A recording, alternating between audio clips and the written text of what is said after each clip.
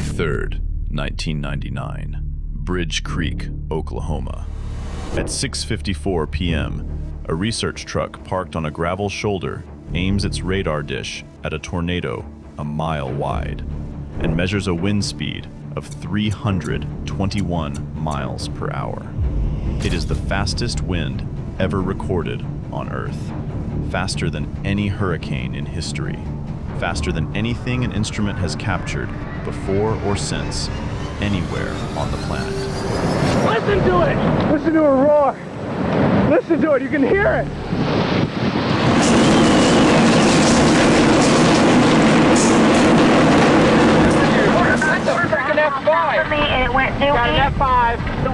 Over the next hour, that wind sweeps entire neighborhoods down to bare concrete, forces the National Weather Service to invent a brand new kind of warning on live television. Let's stay with that shot. Look at the debris. Look at all the debris. Look at all the debris in the air.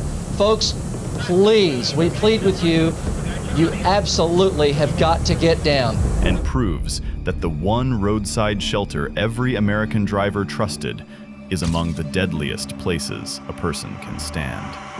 Oh shit! Getting hit! I'm sliding, you guys! Help! This is the story of the Bridge Creek Moore tornado.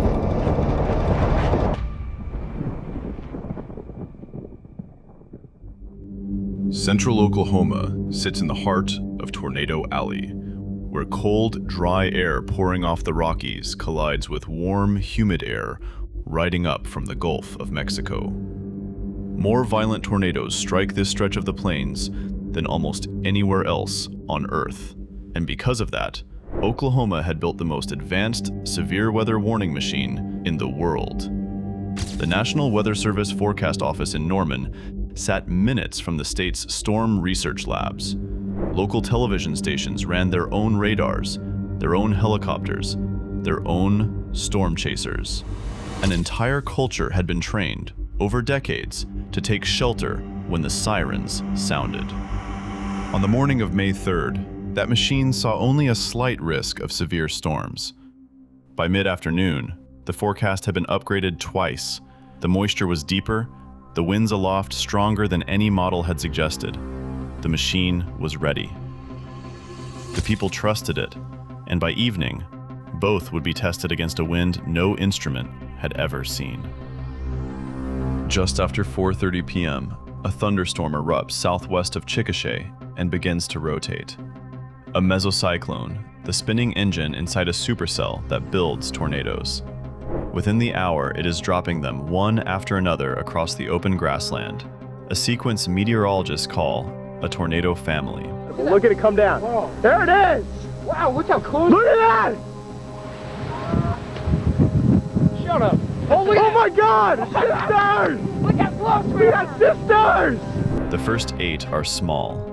They rope out over empty fields. On the ground, and it's multi-vortex, Mike. There's one huge tornado. It's about to cross Highway 81. It's probably about a half a mile west of 81. We're a lot north of AI-62 on Highway. At 6:23 p.m., the 9th touches down near the farming town of Amber. It does not lift. Within minutes, the funnel swells into a wedge. Gary? Yes. It's a wedge. We have a wedge-shaped tornado. Could be in the range of 200 to 250 miles an hour. A tornado wider than it is tall. So large, it no longer looks like a tornado at all. Just a black wall dragging across the horizon. It grinds northeast at nearly 30 miles per hour, straight up the corridor of Interstate 44, straight toward Oklahoma City. There you got it, Val. You see it. We see a huge rotation close to the ground. Tornadoes on the ground. Debris cloud. There it is. Multiple vortex tornado on the ground. Racing along beside it is a truck that looks like it escaped from a science fair. A Doppler on wheels. A full weather radar bolted to a flatbed. Built to drive to the storm instead of waiting for it. Behind the wheel of the project is atmospheric scientist Josh Werman.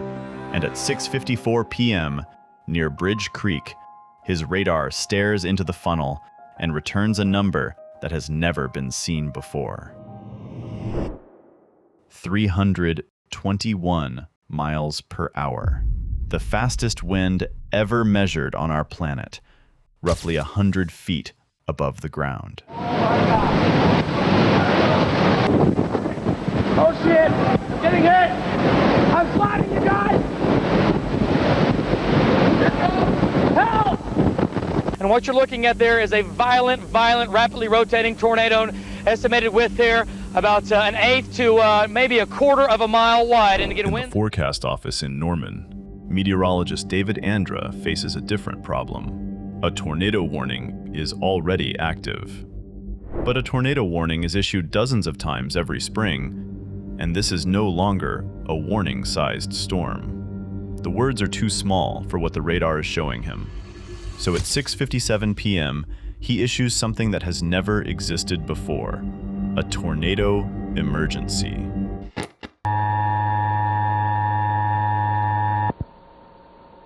Tornado emergency in South Oklahoma City metro area. At 6:57 p.m. Central Daylight Time, a large tornado was moving along Interstate 44 west of Newcastle. On its present path, this large damaging tornado will enter southwest sections of the Oklahoma City metro area between 7:15 p.m. and 7:30 p.m. Persons in North and South Oklahoma City should take immediate tornado precautions. This is an extremely dangerous and life-threatening situation. A new tier of alarm invented on the spot for a storm the existing language could not describe. On live television, meteorologists tell viewers to get underground or get out, that being above ground in this storm's path may not be survivable. That shot. Look at the debris. Look at all the debris. Look at all the debris in the air. Folks, please, we plead with you. You absolutely have got to get down. The beast the warning describes is now a mile wide, and it is entering Bridge Creek. I tell you folks, this is deadly, deadly serious. Take your tornado precautions. Do it now. This is a wedge tornado. This is the type of tornado that you need to be below ground level. I see it wrapping totally around. Bridge Creek is not a dense town. It is a scatter of rural neighborhoods. Willow Lake, Southern Hills, Bridge Creek Estates, where hundreds of families live in mobile homes on open land. The tornado crosses all three. At peak intensity, the damage stops looking like wind damage. Homes are not knocked down, but swept away entirely. Foundations wiped to bare slab. Pavement is peeled off the roads. Grass is pulled out of the ground. The destruction is less like wind pushing against buildings and more like a belt sander dragged across the landscape. Where? Oh my God. Oh my God. You gotta look at this.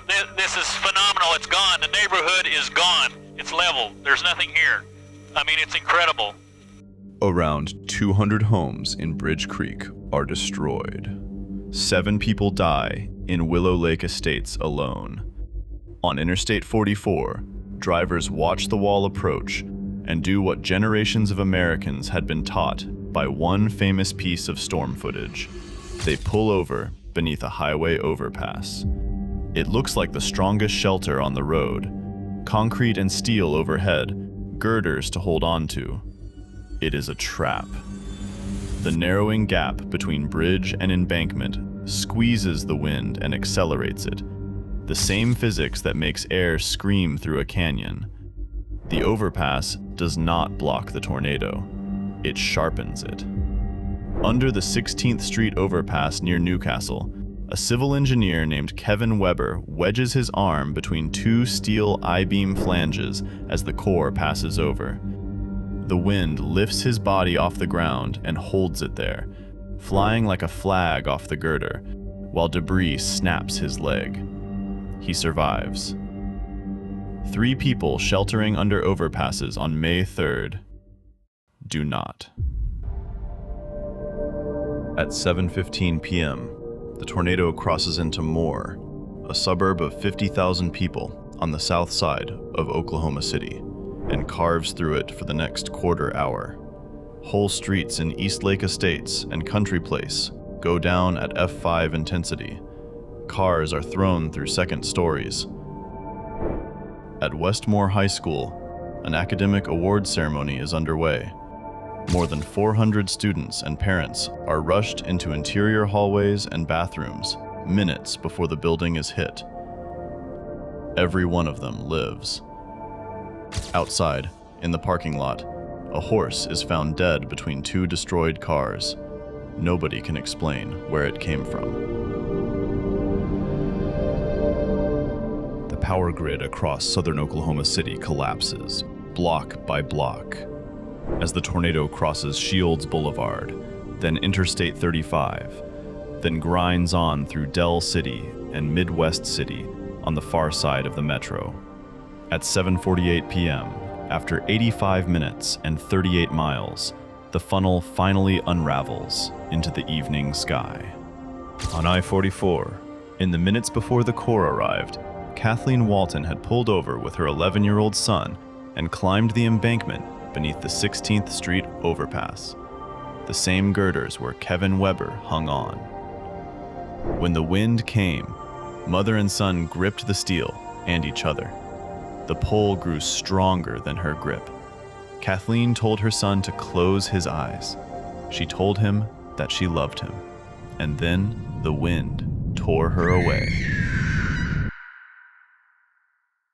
The boy held on to the girders until the tornado passed. Kathleen Walton did not survive. In Southern Hills, a 26-year-old single mother named Kara Wees heard the warnings and did something small and deliberate. She bundled her 6-year-old son into a winter coat in May as padding against whatever was coming, and climbed with him into the bathtub of their mobile home. The home came apart around them. Neighbors later found the boy wandering the wreckage, bruised and bloodied, but alive, asking for his mother. Kara had been pulled from his arms. She would not be found alive. In that same neighborhood, Sheriff's Deputy Robert Jolly was searching the debris field when he spotted something half buried in the mud. A 10-month-old baby girl, thrown 100 feet, face down and completely still. He lifted her out of the dirt, and she started to cry.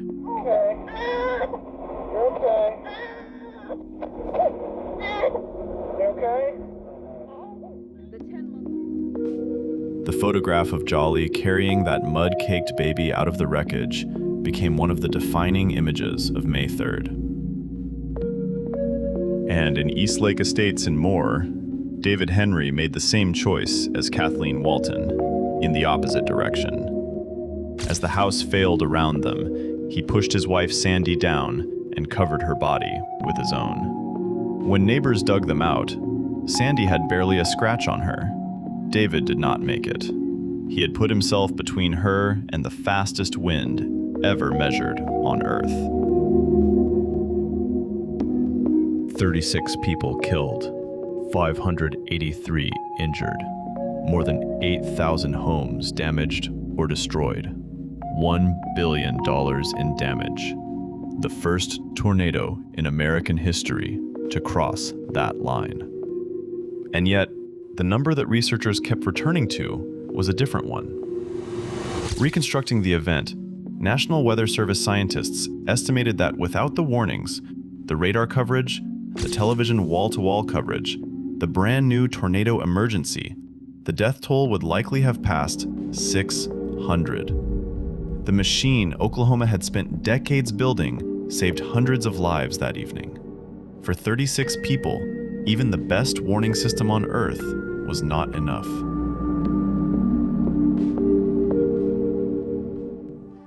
May 3rd, 1999, rewrote the rules that America shelters by. The tornado emergency, invented on the fly at 6:57 that evening, became official National Weather Service practice. The highest tier of tornado alarm now used nationwide, from Joplin to Moore to Mayfield. The overpass doctrine was reversed. Before May 3rd, a single famous video from 1991 had convinced millions of drivers that an overpass was a shelter. After May 3rd, with 3 people dead beneath them, official guidance flipped to the opposite. An overpass is one of the worst places in a tornado.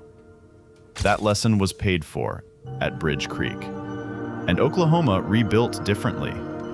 Federal and state rebate programs put thousands of underground shelters and reinforced safe rooms beneath the same neighborhoods that had been swept to their slabs. A quiet architectural change, invisible from the street. The gear that carried families through those first dark days, power, radio, water, is linked in the description below. That quiet change would matter sooner than anyone hoped, because more rebuilt. And 14 years later, on May 20th, 2013, another top-scale tornado carved a nearly identical path through the same city. The people of Moore went underground, behind everything May 3rd had taught them. The measurement from that gravel shoulder near Bridge Creek still stands. 27 years of storms, and nothing on Earth has ever come close to 321 miles per hour.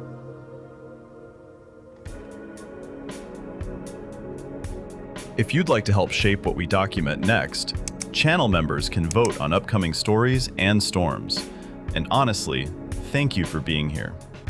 Every person who watches, shares, or supports these documentaries helps us keep telling the stories of the people who lived through moments like May 3rd. We'll see you in the next one.